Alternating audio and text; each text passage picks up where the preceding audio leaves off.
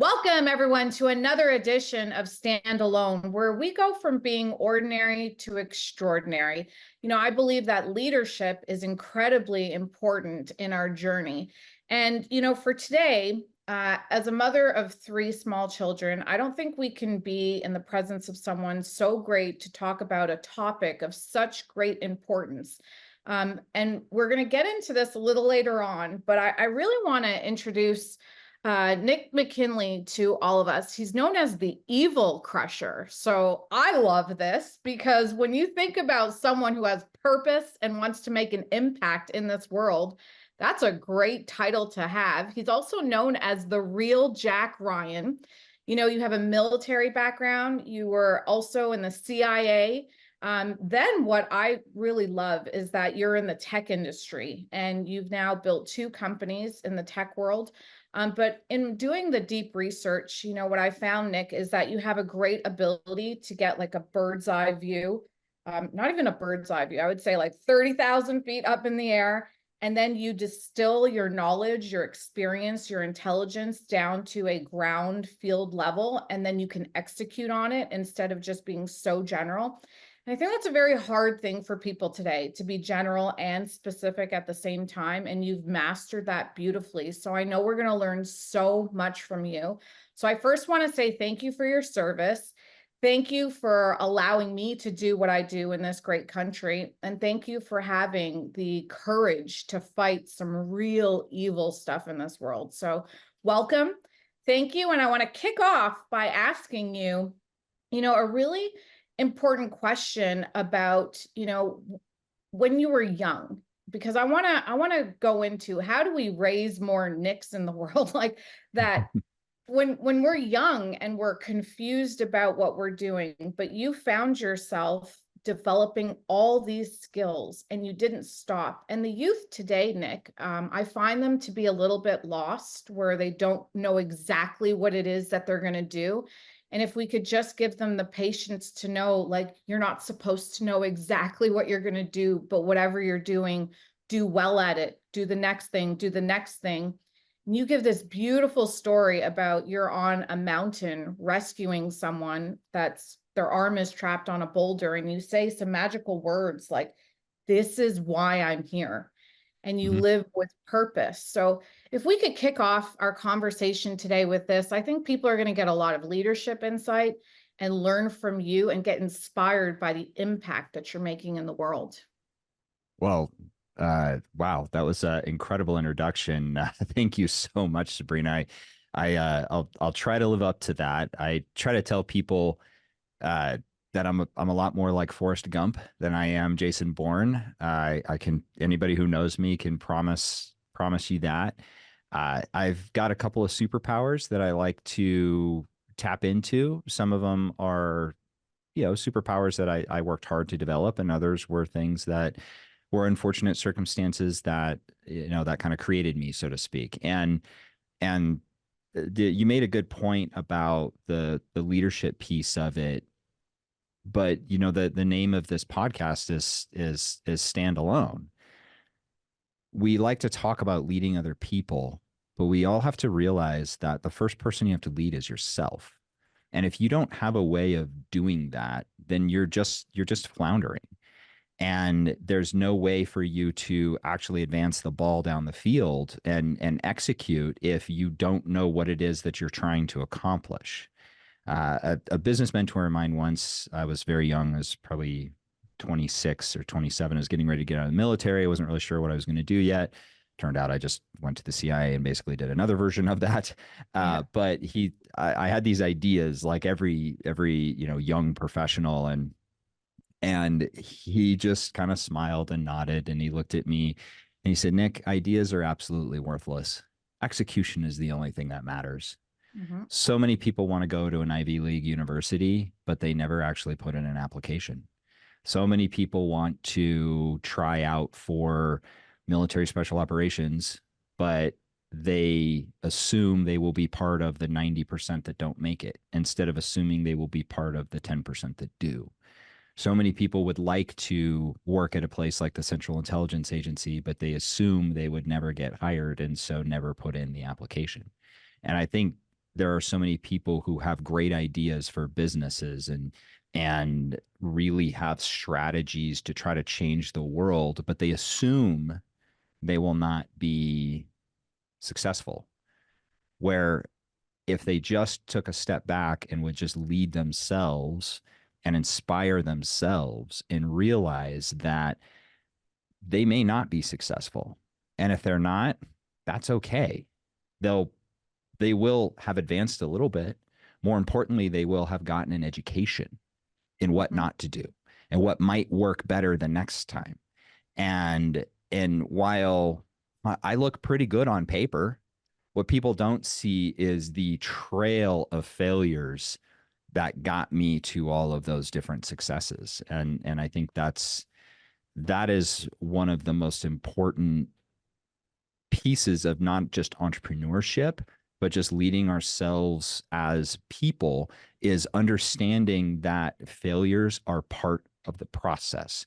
And the only failure is a failure to learn. So if you didn't learn, you didn't get any value out of the thing that appears to be a failure on paper, then that is a failure. But if you at least learned something and you got something out of the process that then led to an outcome that was different than the one you had planned, then it's not a failure. It's just a step on the path to the next thing that you're going to do. Yeah. So in the world of business, a very popular word today is purpose, right? All the businesses of today are like wanting to really align with a higher purpose, especially with hiring people and keeping people and retaining people. And so, I think this is a very important message. In one of your conversations, you said something so beautiful because it was just very, very simple. And I wanted to repeat this because a lot of people that come into a new career, they're looking for the purpose too soon. And that comes with time, with doing great work. And you said it, you said, show up, shut up, learn really fast, and do fine work. And I think this is incredibly important for people today because your purpose is going to evolve with time. And where you are right now, like going from the military to the CIA to now working with human trafficking, you've evolved into being able to handle the load that you have right now with a higher purpose. And what could you say for people to really understand this message today with all of your wisdom? Don't go somewhere and leave prematurely when you haven't learned yet. You haven't done just the work that is required for you to then feed your future purpose that you may not even know about right now. Yes. So I lived off and on in Kirkuk, Iraq for about 2 years, and I was embedded with a squadron of operators from Delta Force, and they're the best shooters on the planet. They're very, very good at what they do. And so we would train together a lot because we were working together. And I was on the range, and this one of their sergeant majors, a guy named Bill, he he was working with me to make me a better shooter, right? Because I mean, most people at the CIA are what I like to call professional typists, and they type a Yeah. lot. They talk to somebody and then they type for about 4 hours to sum up what it was they talked to somebody. There, very few people in the CIA have to take physical fitness evaluations, can fight, can shoot, can do the things that everybody thinks that everybody at the CIA can do, right? I was fortunate enough to be part of one of the units that did that kind of more kinetic stuff, had a physical fitness evaluation, shooting evaluations, that we had to take all the time. And we were evaluated on our ability to apply kinetic actions in the field. That's right, to actually do the things. And so this B Squadron Sergeant Major was making me better on the range. And I was looking for some kind of like, what are the hacks? What are the advanced things that I should be doing? Because that's every entrepreneur, right? They're always looking for the hack. What's the shortcut? What can I do better?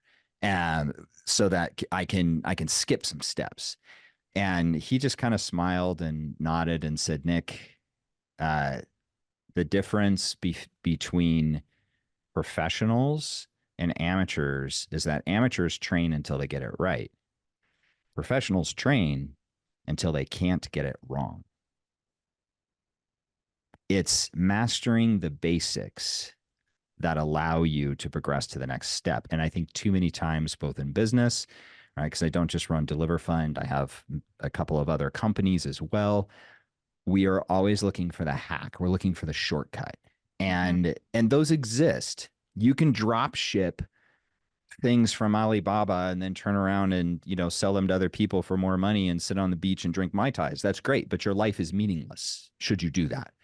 Like if you're doing that because you want to earn millions of dollars because your goal is to then turn around and invest in, I don't know, cures for children's cancer or something like that. Now it's the same thing, right? It's drop shipping from a beach somewhere and making all kinds of money, but it goes from purposeless to having a purpose. And purpose, and this is going to be controversial, but I'll happily argue it with anybody who wants to argue it.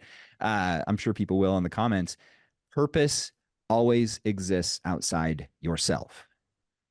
There is no such thing as a purpose for yourself. Now, you have to work on yourself in order to achieve your purpose, right? No mother is going to be a good mother to a son if she doesn't put her own oxygen mask on first, right? If she doesn't have the patience, if she doesn't have the intellect, if she doesn't have the love to pour into her son, she's not going to be a good mother. So a byproduct of purpose is that you have to continually work on yourself to make yourself better so that your chances of actually executing successfully on your purpose are better.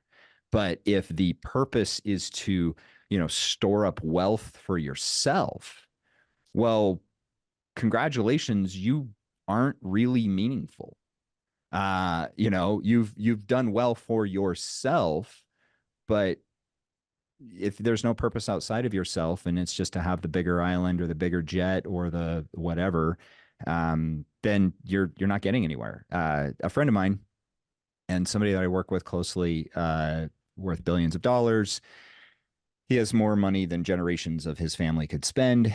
And yet he just turned 60 and he's working as hard as ever because he is convinced that his venture capital fund will be the catalyst for the cure for cancer. And I too am convinced of that. And so here we have somebody who, even though they're worth billions of dollars and could go buy an island and fill it with every toy they could possibly play with, he works more at 60 years old than he probably ever has in his life because his purpose is he is going to be the catalyst for the cure for cancer and all types of other diseases. That's a great example of somebody who is kind of it's what I like to call the anti Andrew Tate. Right. You have that group of hustlers, right? And they like to think of themselves as hustlers and they like to think of themselves as tough guys, even though they've never actually been to combat or been to war. And their entire purpose is to fuel themselves, not doing anything for the broader society. They're not doing anything for anybody outside of that. Yeah, a little bit of philanthropy here, right? Because it looks good on the headlines. But the purpose is not, I am working my tail off because I'm going to make the world a better place. It is, I'm working my tail off because I'm going to buy the next Bugatti that comes out. And those are choices we all have to make, and they're hard choices. But if the purpose, if you can't point to the person who's benefiting from your work and you're not looking in a mirror, then you probably don't actually have much of a purpose. Wow, this is so powerful. And this is what, when you talk about like meaning and, people get to the latter stages of their life and they don't have fulfillment, it's because you're really void. You're not filled with anything that's, really serving humanity outside of yourself. And so I love that you're saying this because it's stuff that we also understand with time, like a child, where children are very selfish because they're preserving themselves. But for people, there comes a time where you have to grow back and give back to society. And so what you're doing here in terms of making impact, I wanted to talk about the Deliver Fund that you've created, because for me, this is something that's I don't share what I do donate a lot to, but this is a very soft place for me. And in business, you have to be tough and you have to put on this certain persona, but there's something in the tenderness of my heart for children that are, being exploited. And I don't know why I was blessed to grow up in a great country and have the opportunities that I have, but anything I can do to help people that don't have that, or it's been pulled away, it's something that is near and dear to me. And when you create what you've created, I think it's really important for people to know that when we get to meet our creator, because as I was researching you, you're also a person of faith. You're a person Yes. who believes in family. And I love that. I think it's very important that when we go and meet our creator, he's not going to say like, well, how much money did you accumulate, Sabrina? I don't think that's what he's going to go to. He's going to say, how much impact did you make on those that weren't able to help themselves? Why Mhm. did I bless you with these gifts, and how did you then bless others? And so with your intelligence, with your experience, even with your fighting spirit, because I believe to do well, you have to have a bit of a fighting spirit that can be Oh yeah. victorious in business. You've applied all of these things, and then you tapped into human trafficking, which is $150 billion a year industry that you're looking to tackle. So Mhm. you've got a big war that you're facing here. Why did you choose this? Like, why does this matter to you so much? And like, how does this fuel you every day? Because you are successful to still get up, because it's a big evil that you're facing. What makes you go at this as hard as you're going right now? God created us, men and women, to slay dragons. That's why. Love it. I mean, at the end of the day, David was a boy and he killed Goliath with a small rock. Goliath, being the largest by record human at the time, definitely the largest warrior. And then cut his head off with his own sword. Yep. And so if a boy can do that, if we were created to slay dragons, then why wouldn't we go after the biggest, baddest dragons we can find?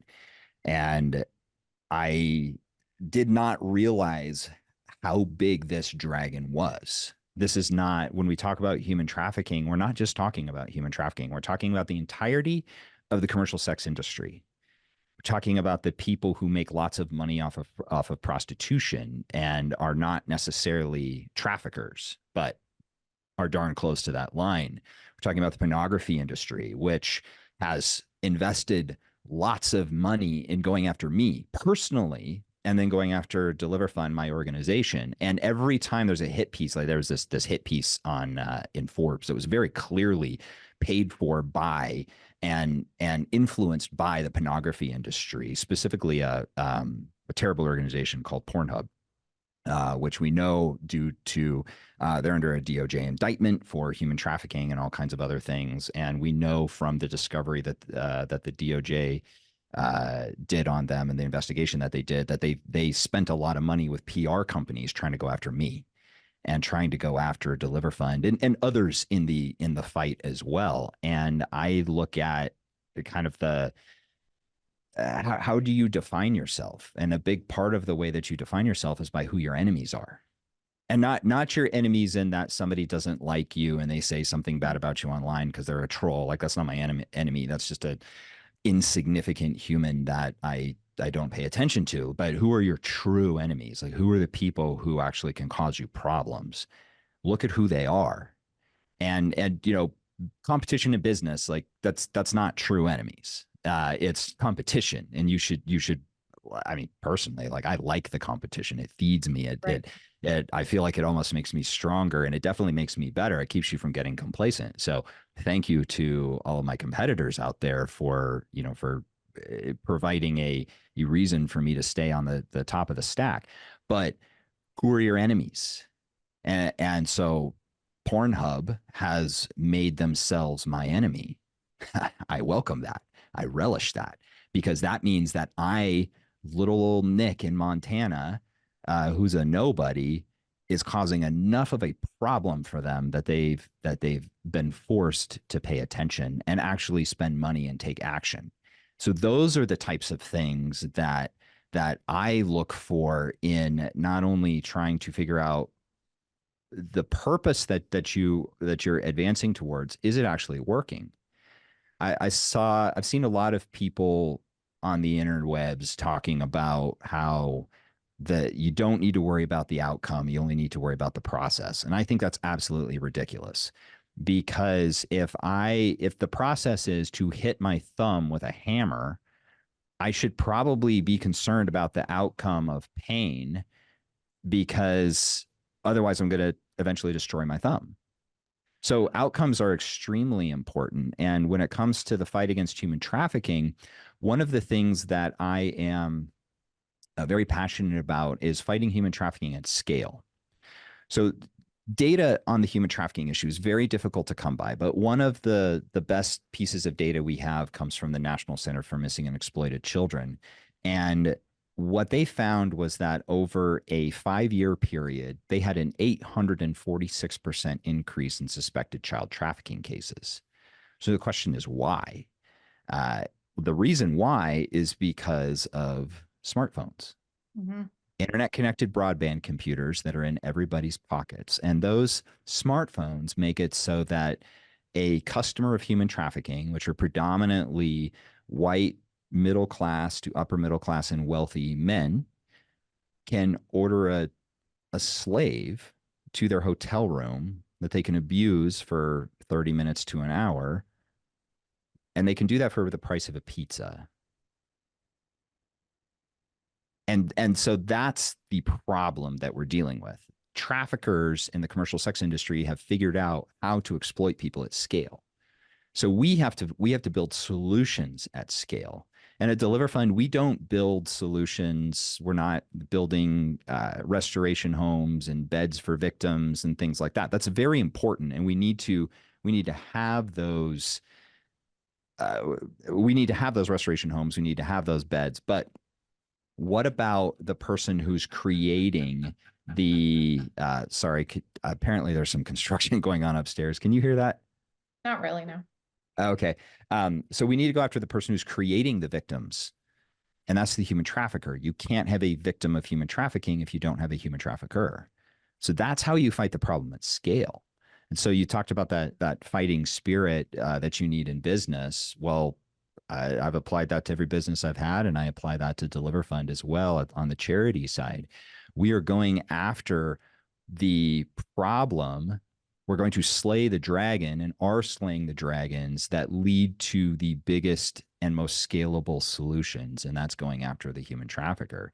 We do that not only through tech, through data and analysis platforms, but also by embedding human trafficking analysts in law enforcement task forces so that we can help them put away human traffickers better, faster, and cheaper.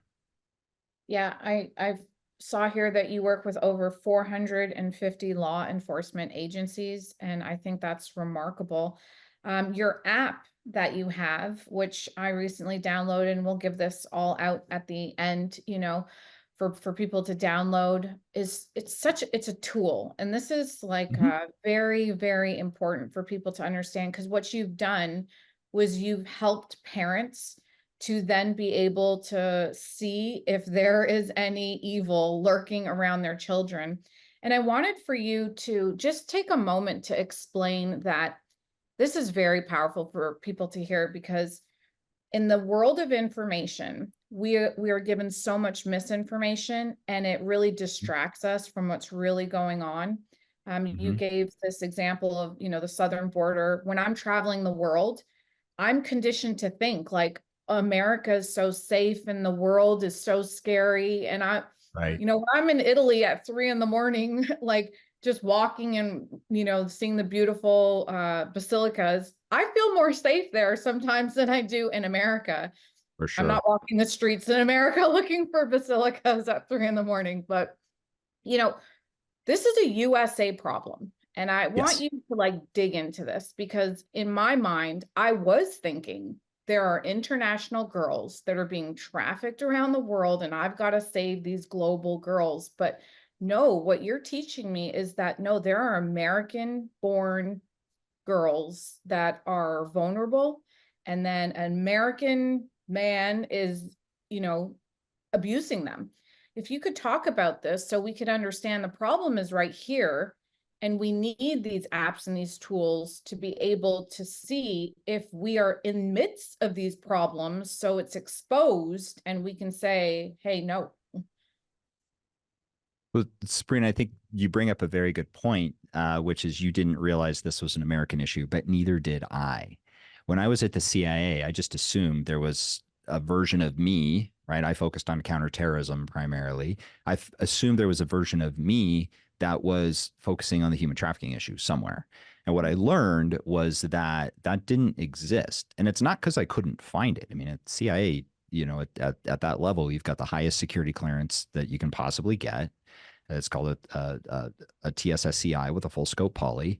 There's nothing that you can't reach into in the federal government. I mean, you're working under the authorities of the President of the United States. So you can literally get anywhere you need to get in the US government to solve a problem. And I ended up with some human trafficking intelligence in Afghanistan, myself and a JSOC counterpart.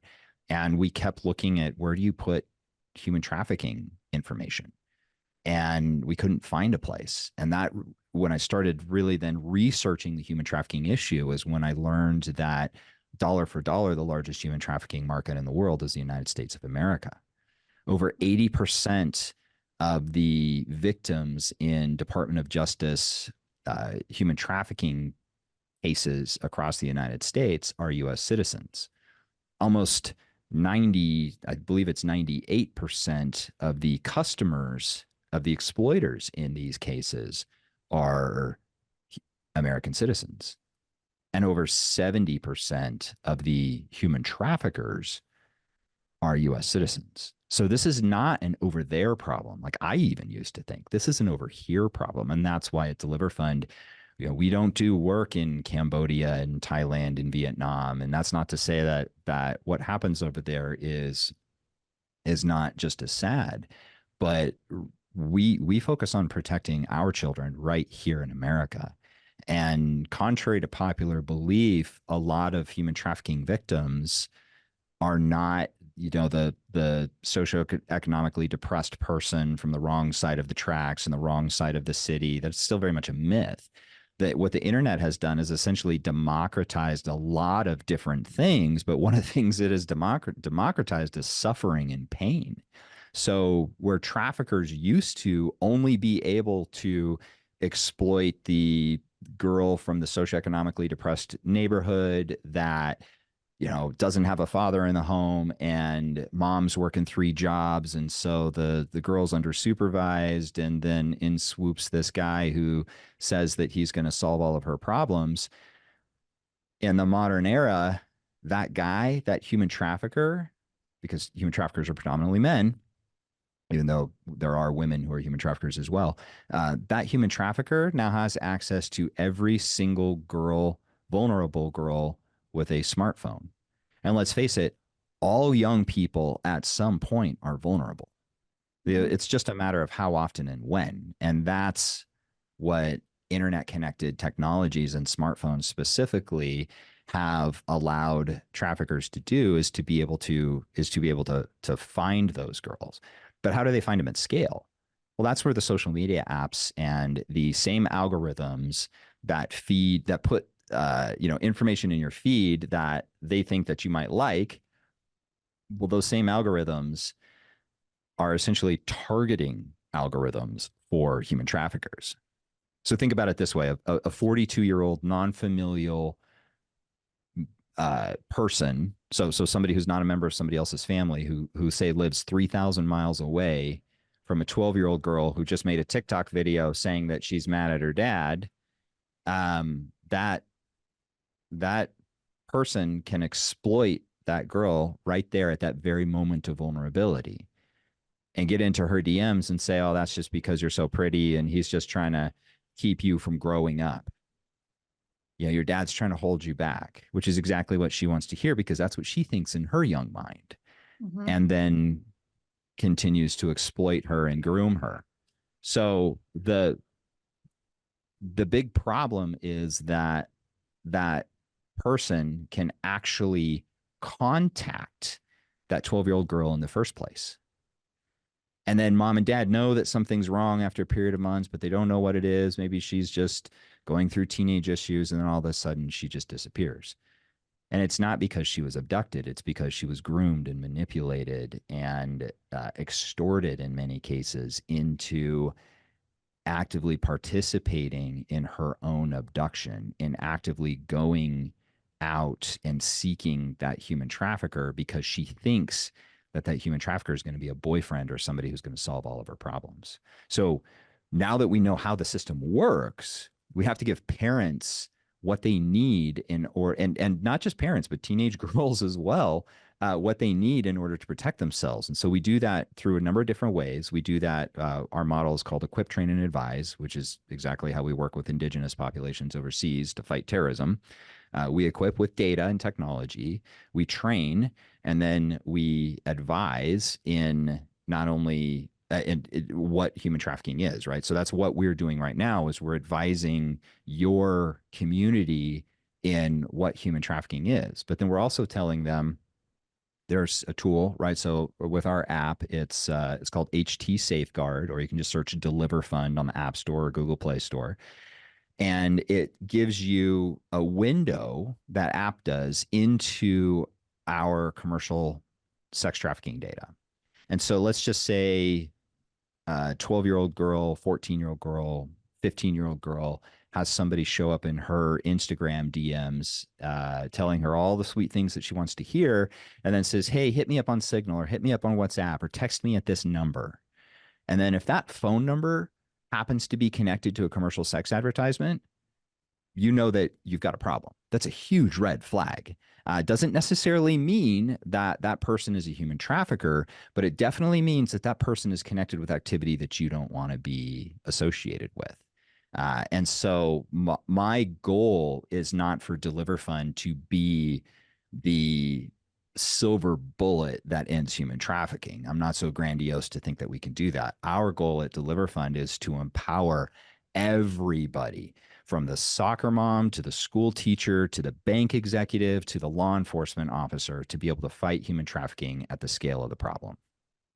This is so huge because you hire a tutor, you have so many people around your children, and adults are influenced. As parents, we think like, well, no one's going to override my influence, but that's not true. The people that are spending time with your children, they absolutely have that ability to groom them. I've already downloaded the app, and I mean, I already put in the numbers. Sure. I'm in the clear with all the people that I have around me, which makes me very, very, it feels better because, could the problem with this whole evil is that even when you rescue someone, Nick, unfortunately, there was some damage that may have already been done. And so like, just, it's the injuries that we can't see that sometimes really take someone under. And I think that's why it's so powerful for you to give this tool for parents to be proactive.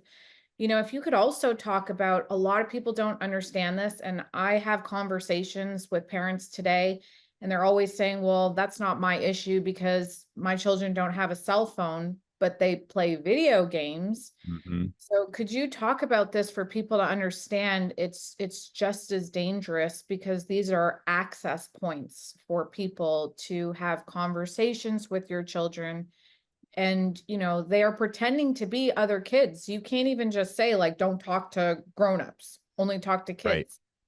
They're actually pretending to be kids, and then they're meeting up. So what's happening in the video gaming world that is also needs to be brought to the awareness of parents?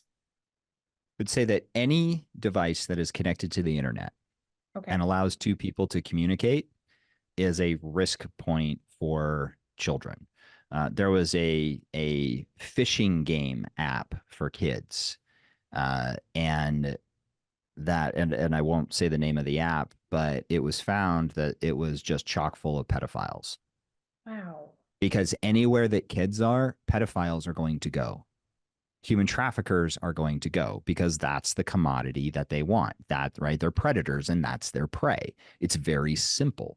Yeah. So when if you go to Deliver Fund's YouTube page and you'll look for a video about a young man that we call Noah, he was uh, a teenager, like barely a teenager, and he was on a video game console, like an Xbox or a PlayStation. Uh, I can't say which one exactly, because we don't want to cause problems to that company. But the point is that he was on this video game console, and he thought he was chatting with a 16-year-old boy in another state and playing games with him. And then that 16-year-old boy sent him a message on, because eventually they traded phone numbers, and eventually that what he thought was a 16-year-old boy had gotten out of him where he lived, because children are very naive. And then he got a message on his phone saying, "Hey, I'm actually in town with my dad. I'm right up the street from you. Why don't you walk up and say hi?" And what happened was he went up. It was a truck driver. He climbed into the cab of the truck. Truck driver threw him in the back, tossed his cell phone into the neighbor's yard, and it took our analysts about 4 hours to find him, but he was already in another state. Law enforcement kicked in the door and saved him. So that's a great example of, even though he had a phone, the phone was not the issue. It was the gaming console. And he did not think he was talking to some older man who was some, sick trafficker. He thought that he was just talking to another 16-year-old boy who he was playing video games with. So because people represent themselves or misrepresent themselves on the internet all the time, and criminals are the ones that misrepresent themselves obviously the most. Wow. What is an age that is appropriate to have these conversations, or can we just do it as soon as possible? Like if I have a 5-year-old son and he is intelligent and I want to be able to like explain to him exactly why mommy has a problem with this. It's not because I Mm-hmm. want to take your fun away. Do you know from all of your years of working in this, like, is there an appropriate age, or how does that work? So I too have a 5-year-old son. So my wife feels your pain.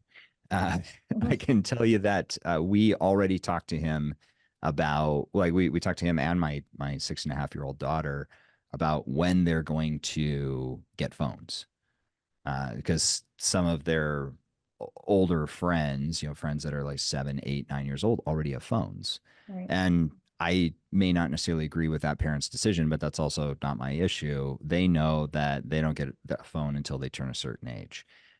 We talk to them right now in terms that they can understand about our team and the other team, and how the other team wants to hurt them, and people who are on our team are the people who want to protect them. And I have drawn a line in the sand, and I get a lot of heat for this, especially from the pornography industry, but they can just keep it coming. And especially from all those people who are making comments against my anti-pornography stance, because I know how pornography leads to and directly feeds into the human trafficking market. That's not my opinion. That is a indisputable statement of fact.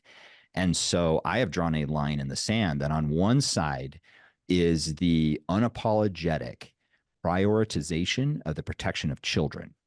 And on the other side of that line is the prioritization of the protection of criminals. I have chosen my side. Everybody else has to choose theirs. But that's kind of the way that we explain it to our children, which is there's our side and there's the other side. And that's something they can very much understand, right? They can understand that the concept of the other team, and that it's you know that they will go out and play soccer, and that's they have a team and somebody else has a team. I mean, Mhm. they can understand that. And I think you start helping them understand that at a very young age, but then also help them understand that the internet and the things that connect to the internet are both weapons and tools. And just like any weapon or tool, it can be used for good or it can be used for bad. There are, weapons as firearms that can be used for a lot of bad, but they also protect a lot of people and can be used for good. A hammer is a tool that can be used for good, building a house for Habitat for Humanity, or it can be used for bad and it can be used as a blunt weapon that can hurt people. So I think that's the way that we need to talk to our children, is not in terms of because I said so. And I'm obviously not an expert in raising children by any means, but it's not I said that you can't have a phone. I said that you can't play that video game. I said that you can't chat with your friends over, whatever platform. I said that you can't have TikTok, not because I said so. The reason I'm saying so is because there are too many members of the other team on these platforms that can hurt you. And so I'm doing this to protect you.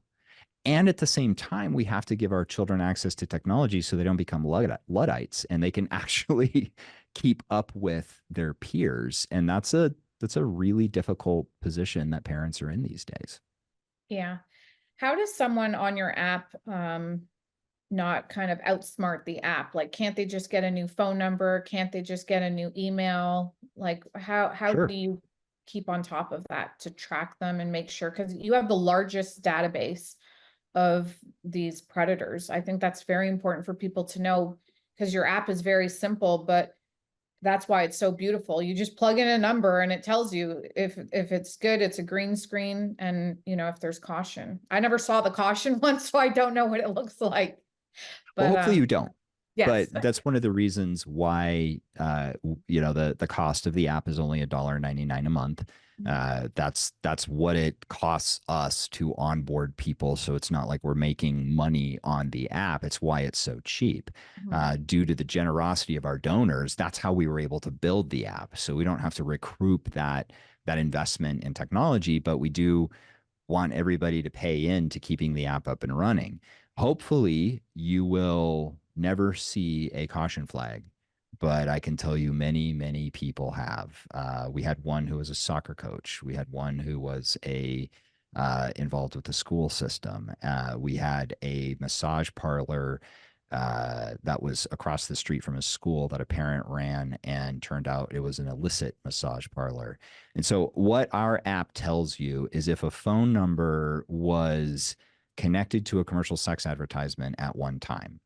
So if your phone number ends up being in that and you are not part of that industry, you need to go change your phone number, because the data that we have inside that app, yes, we have the largest, cleanest database of, to our knowledge anyway, of commercial sex advertisements that have all been brought into one bucket. And most of what we have on that you can find on our app, you can find through Google. The problem is it's going to take you a while. It's going to take you 5 to 10 minutes instead of 5 seconds, but it's also going to take you to an illicit website. And so if a 16-year-old girl is on her phone and somebody passes her a phone number, we want her to be able to check to see if that phone number or email address are associated with a commercial sex advertisement without having to go to that website, which is full of pornography and all this terrible stuff.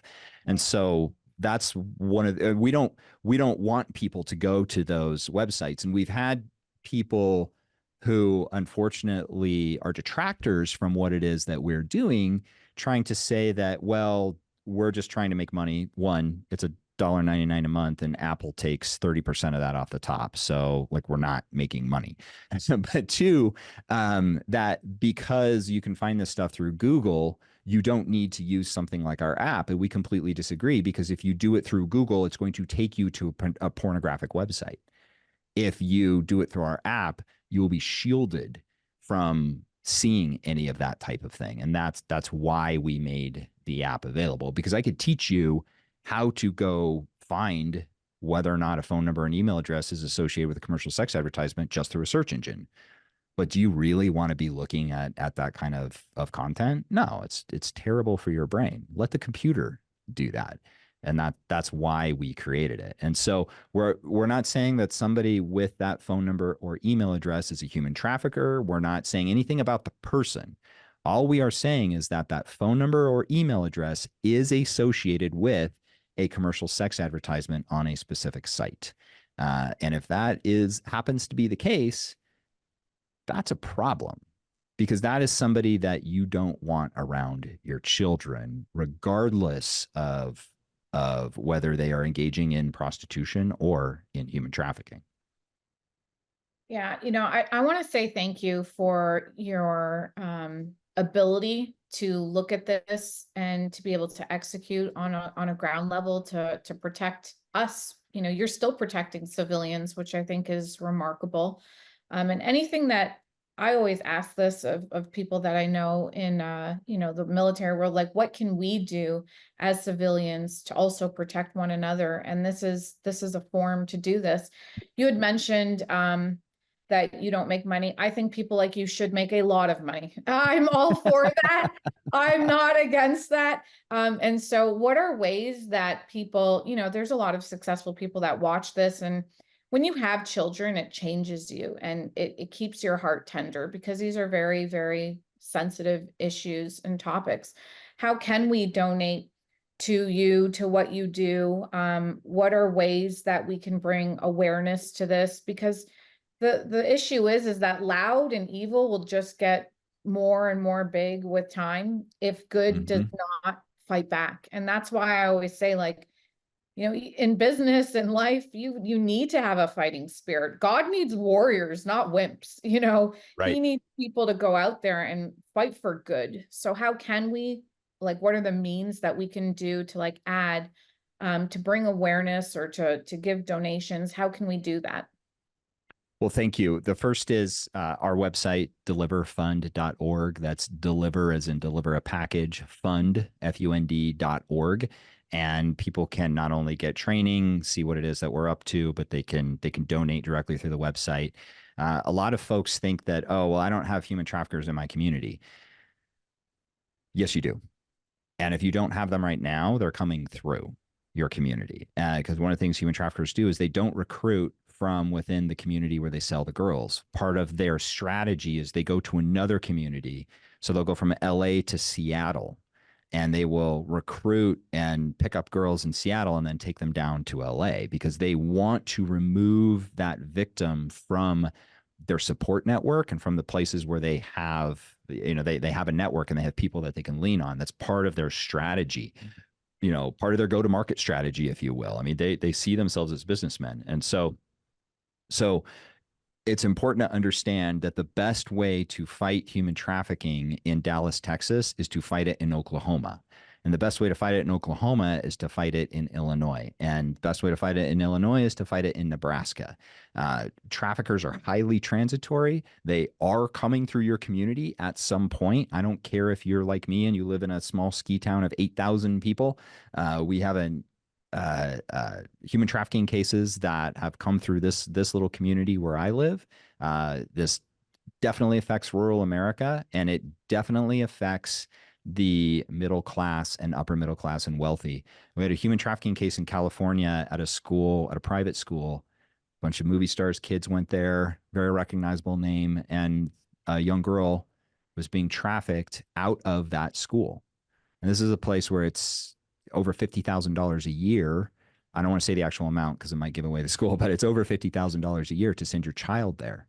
And that girl, who everybody would say was not at risk of becoming a victim of human trafficking, was actually being trafficked after school, and then would go home. And her parents obviously knew something was wrong, but it turned out that she was being what we call sextorted.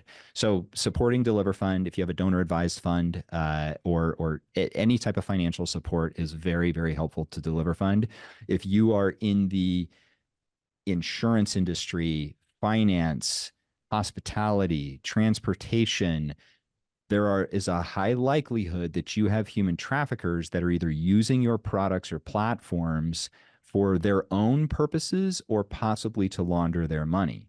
We have solutions that can help you with that.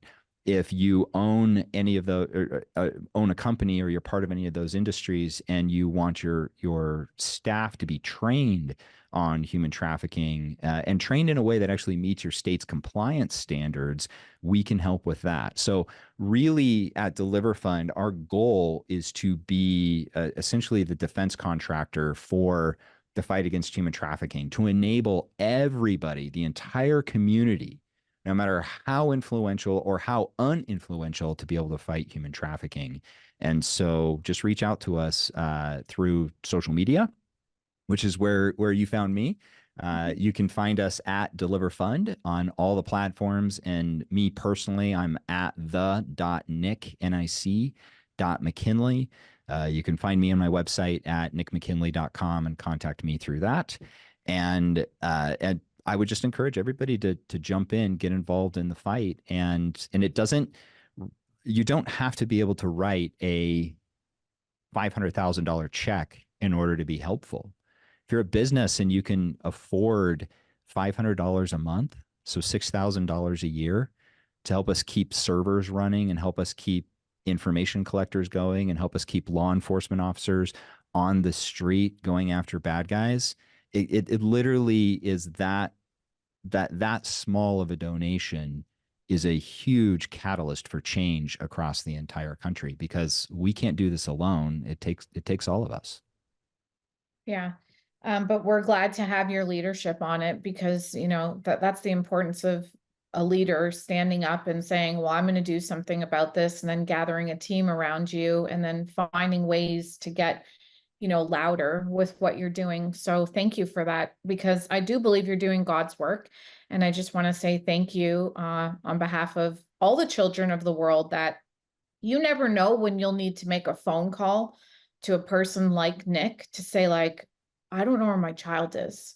And Mm-hmm. you've got to be so grateful that people have taken the time to create networks and work with police to then be able to go and actively find your child, because there is no money in the world that I wouldn't be able to, like, you know, to have that in my life. It's incredibly important. So thank you for your time. Thank you for your expertise. Thank you for your intelligence, and thank you for your execution. And we look forward to making sure that everyone is hyper aware of this big problem that we have. And thank you for being a part of the solution. Thank you for having me.